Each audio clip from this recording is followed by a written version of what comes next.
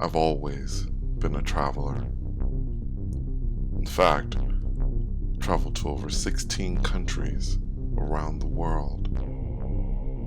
But none of these travels compare to my experiences traveling the astral plane. Experiences that I will be sharing with you.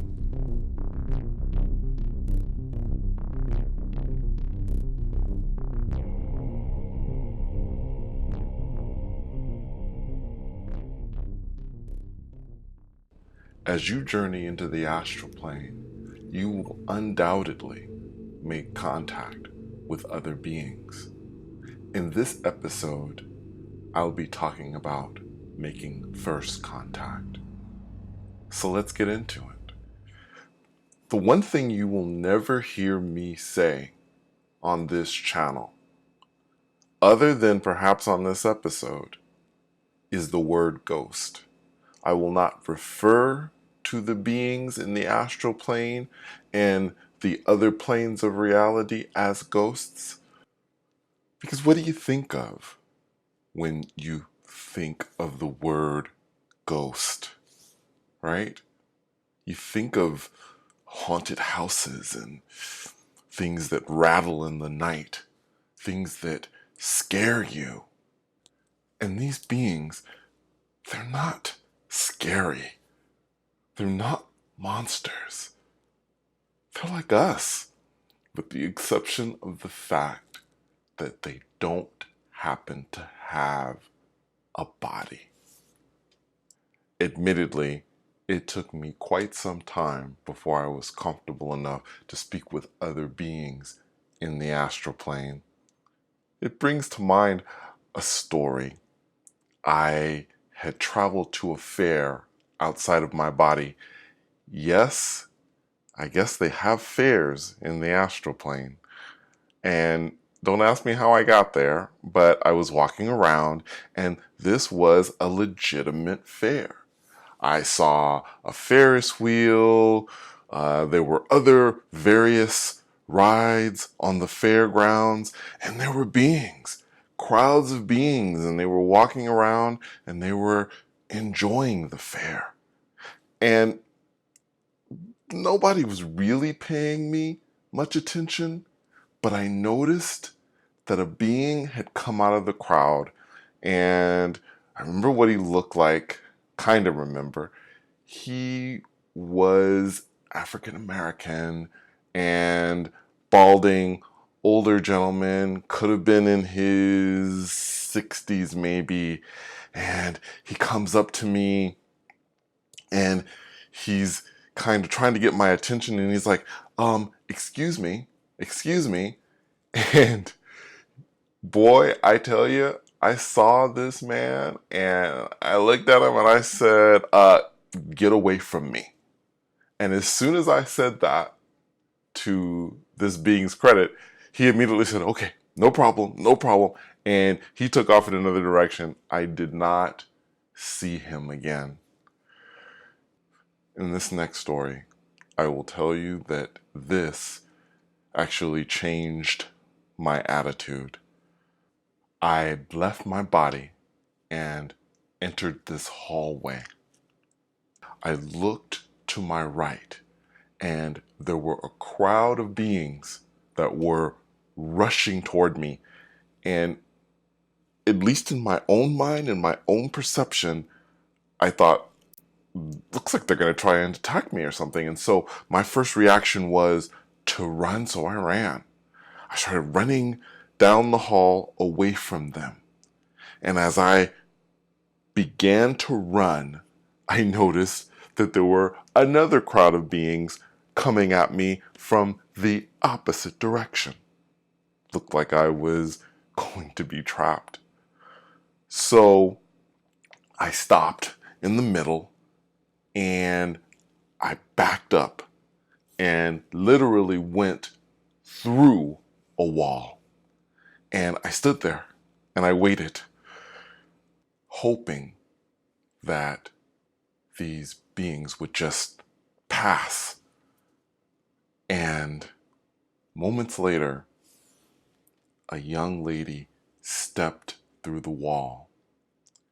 She had dark hair, and she was young, maybe a teenager, and we simply stared at one another in the darkness, in silence, until she asked, "Will you heal me?" Now, I have to admit that this was not something I was expecting to hear. I simply stared at her and thought, "Will you heal me?"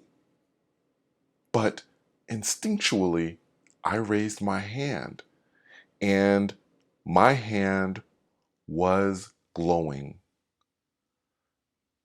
I reached out and I touched her shoulder. And somehow, at least inside myself, I felt as if I was healing this being. Very interesting. And to think that because of my fear, I thought that they were coming after me to hurt me. But in reality, I believe they simply desired my help. They needed my help. In this last story, I had left my body with the intent of helping another being. I remember entering this house that had obviously been through a terrible fire. Everything was scorched, burned, smoldering, and whatever was once there was no longer. And as I floated, of course, I could feel those around me holding me and reassuring me that I was okay. Now, I haven't mentioned those around me really, I don't think, in any of the 2 episodes that I completed. But when I say those around me, what I mean are the beings that are always there protecting me.